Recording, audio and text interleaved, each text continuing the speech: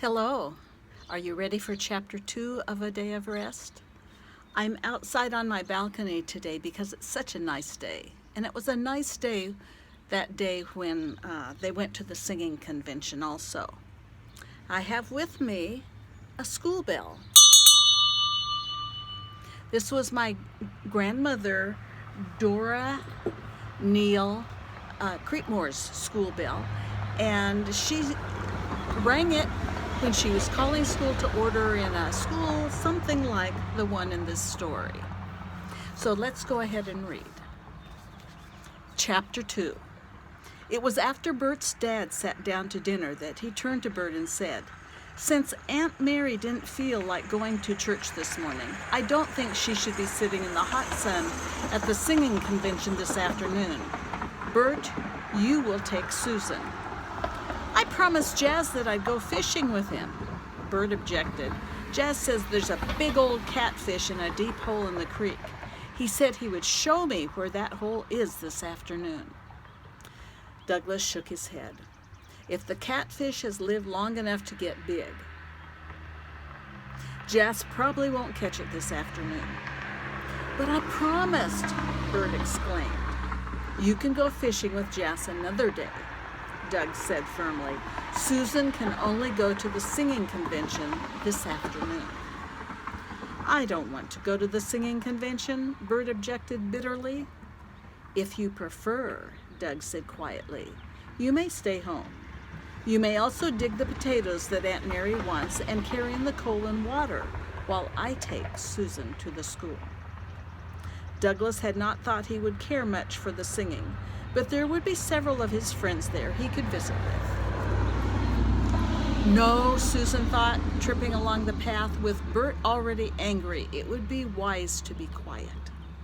To keep herself from saying something she would regret later, Susan began humming to herself in an angry undertone that gradually shifted to a low crooning as she forgot her anger.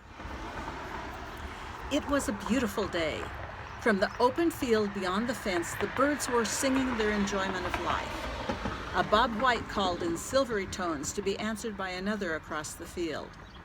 Just above the sage grass, rippling in the gentle breeze, a whirring, droning sound to the lively chirps of the little brown sparrows.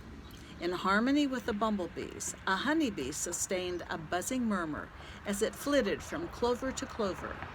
It was in the same minor chord of the bumblebees and the honeybee that Susan was crooning to herself. "Oh, mother, mother, make my bed." Forgetting everything except the joy of being dressed in a new dress on a sunny afternoon going to a singing convention, Susan skipped happily along in the path of her brother, singing louder and louder. "Oh, make it long and narrow. Sweet William died for me today. I'll die for him tomorrow." The song was the same that Aunt Mary had sung just a few minutes before as she plaited Susan's long brown hair into the two braids that now hung down the middle of her back. Aunt Mary's wheezy alto voice had been mournful as she sang of a girl dying for her true love. Her voice had cracked and broken on the high notes, lending sadness to the lament of the lovers. Susan tried hard to get the same dirgeful morning emotion, but the brilliant trill of the cardinal and the happy chirping of the sparrow in the bright sunlight gave a light, happy lilt to the meadow that was reflected in Susan's childish soprano voice. For the first time, Susan was being allowed to go somewhere without a grown-up. Her brother Bert, up there ahead, swishing his bare feet through the tall grass, would be looking after her. And there would also be friends of Dad's and Aunt Mary's at the singing convention who would not hesitate to take Susan in hand. But still, Susan stopped, threw her arms out wide, and whirled around and round. The sun was shining, the birds were singing. It was a happy, happy day. Susan was happy. She was going somewhere, doing something she had never done before. She was going to the singing convention, almost by herself. Bert, in the course of his duties as a farm boy, could roam far and wide, hunting cows, working in the fields, cutting wood, and if he wasn't busy, he could take off and go fishing with a boy from a neighboring farm. Not that he worked too hard at the fishing when he got to the creek. After sticking the sapling fishing poles in the bank, the boys would often strip and go swimming, letting the fishing line with the worm on the hook dangle in the water, which they were splashing in. Seldom did they catch even a sun perch. The dead worm hung on the hook until the minnows nibbled it clean. Needless to say, Susan was never allowed to go fishing with the boys. Susan spent most of her time with Aunt Mary. Aunt Mary was not really Susan's aunt. Many, many years ago, Joseph McTay, an older, distant cousin of Susan's dad, had gone to Scotland to visit and had come back with a young bride. They had settled on a farm in Tennessee where Joseph had done some logging as well as farming until he was hurt by a falling tree. After Joseph's death, Aunt Mary had stayed on the farm and brought up her children there. Years later, after Aunt Mary's children were grown and had families of their own, her distant cousin Douglas McTay sent for her to come and help out for a while. His wife had come down with a fever just after Susan was born. When the fever turned into pneumonia and then proved fatal for his wife, Doug asked Aunt Mary to stay on to help out until he could make other arrangements for the care of his children. Other arrangements had proved to be difficult for a widower with a small baby and a 5-year-old son. So Aunt Mary had stayed on, and Susan became her special responsibility. When Aunt Mary worked in the house, Susan worked with her, ironing the handkerchiefs and pillowcases as Aunt Mary ironed the shirts, dresses, and pants, or dusting the furniture after Aunt Mary had swept.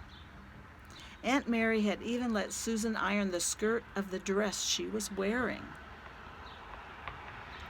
A glance down at the skirt reassured Susan that there was not a wrinkle in it. Moo! Susan's head jerked up. Zach Morgan's Holstein cow was standing on the other side of the wire fence watching Susan. Moo! Susan bent low so that the fence would protect her from the cow and crept forward. Safely beyond the black and white cow, Susan turned and looked back. She wasn't exactly afraid of cows, but she also wasn't exactly not afraid of them. That is, she wasn't exactly afraid of the young Jersey or Guernsey when she saw them at the barn, and she wasn't exactly afraid of Zach Morgan's cow as long as the fence was between them. But Susan had to admit to herself that she was afraid of Old Red. Susan was especially afraid of Old Red in the evenings when Bert opened the gate to the lane where the cows were waiting to be milked. Bellowing to her calf in the pasture back of the barn, Old Red would plunge through the barn lot. If either of the other cows got in her way as she headed to her stall, Old Red would thrust a shoulder forward and knock the offender out of her way.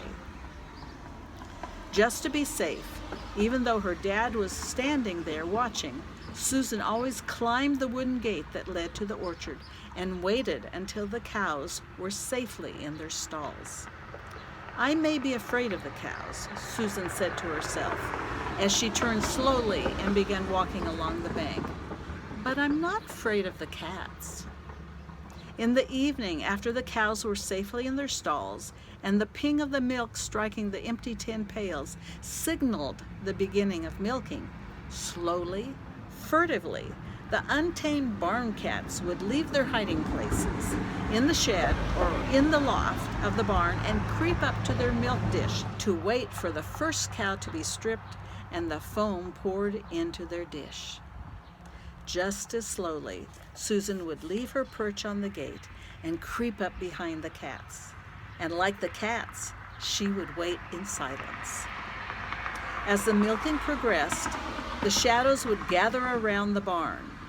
It was then that a whippoorwill in the sarvice tree began its shrill evening cry. An answer would come from the black gum that overshadowed the hen house. Still another cry would echo from deep in the orchard. "Susan," her dad always said after he finished milking Old Red. "Susan, let the calf in." Instantly, Susan would rush to the other end of the barn and push up the crossbar to let the door swing open into the field beyond where the calf grazed during the day. The bellowing of the calf would stop abruptly as it bounded past Susan and bolted through the open door to Old Red's stall, ending with a sloshing, guzzling sound as it began its supper. After her dad closed the door on the calf and its mother and poured the foam from the milk into the cat's dish, he hung the full pail of milk on a nail on the side of the barn wall. Then he took down an empty milk bucket and entered Girly Guernsey's stall. When Bert finished milking the young Jersey, he didn't wait for his dad to finish milking Girly Guernsey, but took his bucket and his dad's first bucket onto the house so that Aunt Mary could start straining the milk. Susan was left alone with the cats in the darkening hall of the barn. The cats would finish the foam and sit back on their haunches to clean their faces. It was then that Susan would pick up the smallest kitten and hold it close, letting the tiny purring rumble soothe the disquiet that the black shadows creeping over the barn lot brought. The shadows would grow longer, the barn lot darker, and from the orchard the mourning doves would bring their plaintive evening song. Then through the darkness came the lonely cry of the wildcat on the distant hill. Even standing there on the bank of the road, with the hot sun beating down on her, Susan shivered as she thought about that lonely cry coming out of the dark forest. Let me show you the picture that goes along with this chapter. Well, actually, it goes along with the end of the last chapter where Susan is hiding her bonnet in her shoes. See you next time. Bye-bye.